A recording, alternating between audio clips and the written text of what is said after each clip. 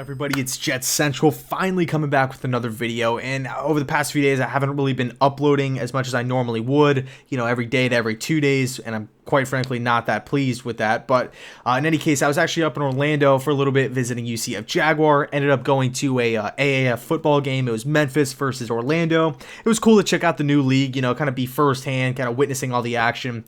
Quick little fun fact, Hackenberg was actually the Memphis quarterback, threw 2 picks in the first half and got benched, so felt a little bad for him being an ex-Jet. But in any case, I have a question for you guys, okay? A simple question for you guys that's currently being talked about in front offices across the country, okay, by fans across the country, but in every single locker room. Should the New York Jets trade for Antonio Brown, right? Top 5 wide receiver from the Pittsburgh Steelers. Because let's face it, Brown will be traded at some point. He met with the Steelers. Actually, he met with the owner of the Steelers, and they pretty much agreed that they're going to part ways. Antonio is better off suited for another team, and the Steelers just want to get rid of him because of the baggage that he carries. So, should the Jets go out, make a move, offer something, get Antonio Brown in the locker room? There are pretty much 2 camps on this. There's the camp that says absolutely the New York Jets are sitting here right now, talent deprived, with an opportunity to go out and get a top 5 wide receiver in this league at a premium. What is the question mark? What is the holdup? Let's do this thing right now. Let's trade for him tomorrow. And then there's another camp that pretty much says absolutely not. There'd be no point to doing that because he comes with a lot of baggage and this, that, the other thing. It would just be a mistake, and we pretty much already lost the race before it began. So let's get into it. Let's get down to brass tacks. Should the New York Jets trade for AB? Let's talk about some of the pros first, right? The positives that Antonio Brown would bring if the Jets were to go out and get this guy tomorrow. So number one, like I said before, right? I alluded to it before. Top 5 wide receiver in this league, right? You got DeAndre Hopkins, Julio Jones, probably AJ Green, Odell, and AB. That's right now. That's probably my top 5 wide receivers. You have a few guys on the outside looking in, like Mike Thomas, Mike Evans, Devontae Adams, probably. And I know I'm probably forgetting a few guys, Adam Thielen possibly, but those are really the top 5 wideouts. He's a top 5 wideout, right? This guy is an absolute game changer. He could take the top off defenses. He could hurt you in the screen game. He has great separation skills, great hands. You can use him in trick plays, right? Like wildcat, end arounds, all that stuff. He doesn't really have any weakness to his game. He is small. He is like, he has this like a thinner frame, but it doesn't, he definitely makes up for it with his toughness and his just overall catching ability. He definitely has a high vertical too. I mean, this guy could go out and he could, win jump balls, win 50-50 balls, and you don't really see that often out of a receiver that size. So Antonio Brown is an, electrifying talent, versatile player, amazing player. So right off the bat, he'd be the best player on the team by a mile. And if you're just looking at the offense, he'd be the best player on the team by multiple miles, right? This guy, if you take Brown and you insert him on the Jets, it would just totally change everything. The whole dynamic of the offense becomes completely different, so much better with Antonio Brown on the team. So that's point number 1. He makes the team a lot better because he's a top 5 wide receiver. Point number 2, he helps out Sam Darnold, right? Darnold's going in year 2 with virtually not that much talent at wide receiver. What better way to help out Sam Darnold than to get this guy a top player in the league, right? I mean, he did so much for the Steelers, right? And same with his, confidant Le'Veon Bell, which we'll get into, maybe in another video in another time, about the Jets possibly getting L. Bell too. But all in all, I mean, if you could get Antonio Brown at a premium, right, trading away probably like a 4th round pick, maybe at the high end a 3rd round pick for AB, if you get a top 5 guy for your second year quarterback who's 21 or 22 years old, however old he is, that would be huge, right? Go ask the Texans how much they want for Hopkins. Go ask the Falcons how much they want for Julio, or the Bengals for AJ, or ask the Giants how much they want for Beckham. They're going to just say, they're going to demand a king's ransom in return. And the Steelers are sitting there right now saying, yeah, give us a 4th round pick, give us like a back end 3rd round pick, and you can have him. That could be totally beneficial, right? So the compensation, helping out Sam Darnold, he's so young, to just put AB on the outside and just let him work, go on one-on-one matchups against cornerbacks, and really just what he does for the offense, it just opens it wide up, or, opens up the whole offense. And, looking at the financial standpoint, right, looking at the numbers, we have the money to pay him, right? We have so much money available to us in cap space. Trading for an Antonio Brown, taking on his huge contract, it wouldn't really make that much of a difference. We're not in a situation like the New York Giants or the New England Patriots where we're like having to like make weird cuts on the team and like sacrifice good players to open up money or to open up spots for contracts. We're not in a position like that. We have the luxury of only having really 2 big paydays on the team: Leonard Williams, Trumaine Johnson. Right, so we have that luxury. We could afford to trade for, Antonio Brown. We have the funds to do it. It wouldn't kill us. It wouldn't be putting us in like cap hell. It wouldn't be ruining the Jets' financial financial setup for the next 5 years, anything crazy like that. We could afford to pay him. We could probably front load a lot of the money too.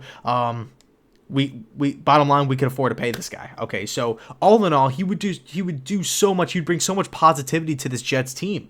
Like I said, top 5 guy, opens up the offense, helps Sam Darnold out. We can pay him. We haven't had a guy like of this talent in years, especially on the offense side of the ball at the wide receiver position.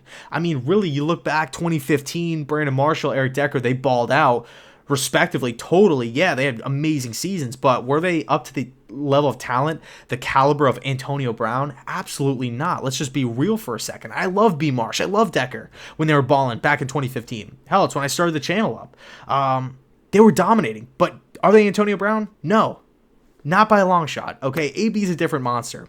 But there are 2 sides to every coin, and there is a reason why the Steelers want to get rid of this guy.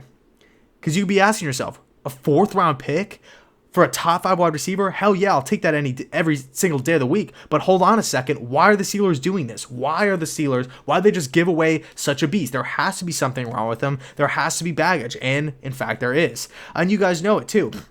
You guys know there's red flags surrounding Antonio Brown all over the place.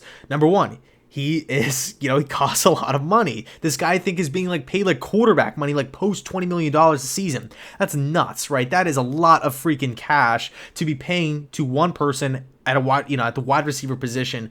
A lot of teams out there, they would much rather take that $20 million that they owe AB, or that they would owe AB, and just disperse it, kind of throughout the wide receiving core. That's pretty much what every other team, for the most part, does. But with Antonio Brown, if you trade for this guy, you have to take on a pretty big contract. Luckily for the Jets, we could afford it, like I said, but just talking about it from an unbiased point of view and just really rattling off the facts. The facts are, if we get AB, we have to pay him a big chunk of change. Yes, we could afford it, but we still have to pay him the cash. Point number 2, red flag number 2, negative number 2, whatever you want to call it. We're going to be paying him on the back end of his career, right? Post 30 years old. We're not signing this guy like Le'Veon Bell, who's 26. And people are already giving Jets fans that want L. Bell a hard time because they're saying, oh, this guy's 26 years old, back end of his prime, back end of his career. Antonio Brown right now, I believe, is 30 or 31. So we aren't necessarily paying this guy. He's not a spring chicken. We're not paying him at 24. He's not 23 years old, fresh onto the scene with a whole 15 years in front of him. It's not how it's going to work. Okay, Antonio Brown, you're trading for this guy hoping to get probably 2 to 3 seasons of elite play, and then the rest decent, solid play, right? That's kind of what you're hoping for Antonio Brown. Is he worth the money, and is he worth the overall headache? Which I guess is the perfect segue to negative red flag number 3, right? Probably the biggest one of them all. Attitude, character concerns. How good of a teammate is this guy? He seems to be a little bit of a solo act. He's not really about the team. It's not really about we. He's about me. And that doesn't really sit well with a lot of fans out there, including myself. I like team players. I like guys that really grind and really just embrace the team atmosphere, about wins. They don't want to lose. Antonio Brown kind of strikes me as the person that if he goes out there, has 12 catches and puts up 150 plus yards with a few touchdown passes, and the Jets lose by 30, then it's fine. It's completely okay. Like, hey, I balled out. I did my thing. I got a ton of followers on Instagram and Twitter. I'm getting paid a ton. I'm a superstar. Everybody wants to be like me. I don't really care about the wins and losses, right? So AB kind of strikes me as that type of player, right? Just all about himself, a little bit of his solo act. Not a team guy. Can he change that? I mean, yeah. But the thing is that he's already like 29, 30, 31 years old, however old he is. You'd feel like at this point of his life, this point of his career, he'd be mature enough to kind of realize like, hey, it's not just about me. We're in the National Football League. Teams play in the league. We need to win games. It's not just about touchdown passes and yards. Now, yes, can you be a Hall of Fame player? Can you just win a bunch of games? Can you do both, right? being just that solo act, right? I mean, you look at guys all across the league that's made the Hall of Fame that's pretty much just been about themselves. Yeah, you could have an amazing career, and yeah, he put up great numbers for the Jets, but do you really want a locker room cancer in our locker room right now with a young quarterback, with a first year, or shouldn't say first year head coach, but a guy in Adam Gase who's going on to his first season with the Jets? Will he cause some problems? Will he point the finger? If Sam Darnold throws 4 picks a game, 3 picks a game, and doesn't get AB the football, is he calling Darnold out to the New York media? Is he going to be throwing a tantrum on the sidelines like you've seen him do in years past? Odell Beckham has that problem as well. He doesn't get the football, he just gets frustrated and starts throwing a fit like a child. I mean, yeah, you do have to be worried about that. Yeah, you have to take that into consideration when trading for AB. It's not all, everybody's catching TDs, catching yards, and winning games all at once. I mean, yeah, Pittsburgh didn't win, they did win a bunch of games with AB there dominating, but when things start to go south, when adversity start to hit, the bounce back was not really there. It just seemed like everybody crumbled under the pressure, and they didn't bounce back from the adversity like you'd want in a team. They kind of just fell apart, started blaming everybody, started pointing fingers, whether it's Le'Veon's fault, Roethlisberger's fault. There's no discipline. Tomlin, doesn't discipline his players. Antonio Brown, all these players, everybody's at fault, but nobody's sitting there saying, hey, I'm the one to blame. I'm the one to blame. And usually that's what you want in a leader. I mean, look at Carson Wentz. Look at Andrew Luck, Drew Brees. Drew Brees, if the Saints lose games and he goes out there and throws for 350 yards and they lost, he'll be the first to say, I lost the game for the team. I lost the game for the team. Why? Because he's a leader. When they win, when the team wins, it's all about everybody else. You reflect the credit, but then when you lose, you take all of it. You take all the blame. I'm the reason why they lost. I didn't make enough throws. We couldn't get it done. I should have done more. So that's what you really want in a leader. Antonio Brown is not a leader. Bit of a locker room cancer. Older, big price tag. So there's a lot of red flags. I'm not going to sit here and lie. There is a lot of red flags, a lot of things that make me pump the brakes as a Jets fan. But I cannot wait to hear your thoughts down below in the comments section. And here's my thoughts on it, right? This is my opinion. If the Jets go out and trade for AB tomorrow, obviously given the compensation, right, what we give up for Pittsburgh, I would be pumped up because he's going to help the team out immediately. We're getting a great player. We're getting a top player in the league. I would be pumped up and I will support Antonio Brown. But with that being said, I'm not actively hoping, wishing, crossing my fingers that the Jets go out and make this move. If AB gets traded to Indianapolis, Philadelphia, Tampa Bay, whatever, Washington Redskins, I'm not going to be like, damn it, I wish the Jets would have done this move. All we do is sit on our hands, this and that. I'm not going to be mad. I'll understand the reasons why we pass, especially with Adam Gase running the ship. He does not like personalities. He likes team players. And that's why I think at the end of the day, AB will not be a Jet because, yes, he's a great player. Yes, he's a mega talent, superstar. Everybody wants to be AB, great player, but he's not about the team. And Adam Gase has shown in the past, if you're not about the team, I don't want you. You're not playing. Jarvis Landry, gone. Sue, gone. Ajayi, gone. Who else? Pouncey, we don't want you. If you're not about the team, we do not want you on the team. Gase kind of has that same trait that Belichick has as well. Chandler Jones started to feel himself a little bit. Jamie Collins.